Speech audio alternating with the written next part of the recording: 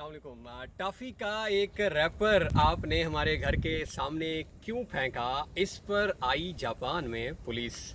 मैं हूं जापान से आपका होस्ट सैयद आरिफ हुसैन और आज एक बड़े इंटरेस्टिंग वाक़े के साथ जो है वो मैं आपके सामने हूं। ये वाक़या इंटरेस्टिंग भी है लेकिन इसके ऊपर जो हमारा कंक्लूजन है वो बड़ा ज़बरदस्त होगा और उस कंक्लूजन के अंदर हम मैसेज अपने हमारे मुल्क के लिए और हमारे लोगों के लिए जो कि जापान से हम लर्न कर रहे हैं मल्टीपल।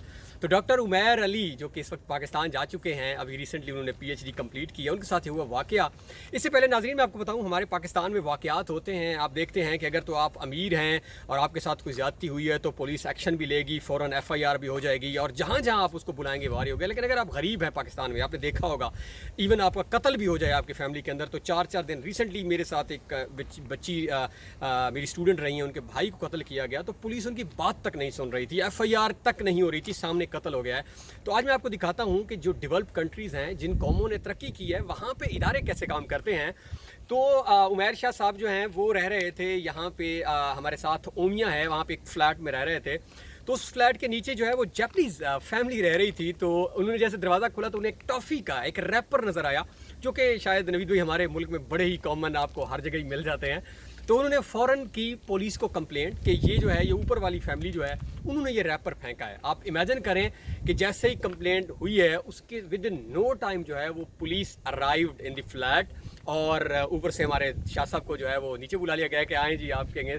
सबसे पहले तो शाह साहब परेशान हो गए कि ये पुलिस आ गई है और जब बताया गया कि वाक़या क्या है कि आपके बच्चों ने या आपने एक टॉफ़ी का एक रैपर, ये दरवाज़ा खुला है तो उसके सामने पड़ा है और ये आपने क्यों फेंका है। बहरहाल उसके ऊपर फिर काफ़ी डिटेल डिस्कशन हुई है। वो शाह साहब ने नहीं फेंका था, वो किसी और ने जैसा भी फेंक दिया, जैसे भी पड़ा हो।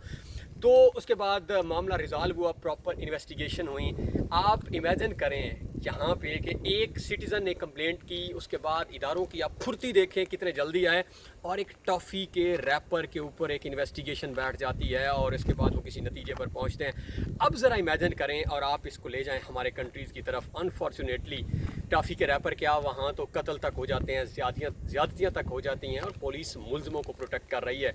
तो अगर हमने अपने कानून, और क्यों ना हो यहाँ पे लोगों का ट्रस्ट अपने इदारों के ऊपर, यहाँ पे इतनी ज़्यादा लोग अपने इदारों पे ट्रस्ट करते हैं कि जो बात आप कह रहे हैं उसको माना जाता है। अब यहाँ पे अगर जापानी उठ के कोई एक बात अपने जाके पुलिस वाले को बताएगा किसी के बारे में तो दे बिलीव, क्योंकि इनकी ट्रेनिंग ऐसी हुई है, इनका ब्रॉटअप ऐसा हुआ है कि इनका ट्रस्ट इतना है इदारों का लोगों पर और लोगों का इदारों के ऊपर। तो आप इमेजिन करें कि अगर ये हमारे साथ हुआ होता और हमने ऐसे बताया होता तो हमारा मजाक उड़ाया जाता शायद पाकिस्तान के अंदर और ट्रेंड चल पड़ता और हम उसके मीम्स बना रहे होते कि ये देखें जी एक टॉफ़ी के रैपर के ऊपर जी ये बंदा हो रहा है। यहाँ पे इदारे काम कर रहे हैं, फॉल हैं, इनकी अपनी वैल्यूज़ हैं, प्रिंसिपल हैं। इनकी वैल्यू है कि हमने सिटी को क्लीन रखना है। अगर आज एक टॉफ़ी का रैपर के ऊपर आप खामोश रहेंगे तो कल को हो सकता है सारे लोग यहाँ कुछ चीज़ें फेंकना शुरू कर दें। तो इसमें जो लर्निंग लेसन है था पाकिस्तान के लिए, जो कि मुझे बड़ा इंटरेस्टिंग लगा कि मैं ये वाक़या शेयर करूँ कि हमारे इदारों को भी मुतहरिक होना होगा। अगर हम मुतहरिक नहीं होंगे और इस तरह का फॉल नहीं करेंगे तो पहले ही हमारा ट्रस्ट ख़त्म हो चुका है इदारों के ऊपर। तो मेरे ख्याल में रास्ता कसर मज़ीद कुछ दिनों पे ख़त्म हो जाएगी या कुछ महीनों में।